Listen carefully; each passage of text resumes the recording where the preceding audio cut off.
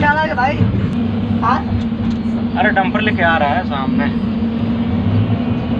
आएगा तो लोडिंग करना, जब तक माल है तो कटिंग वटिंग कर लो इधर से आराम से, साइड से कटिंग कर ले।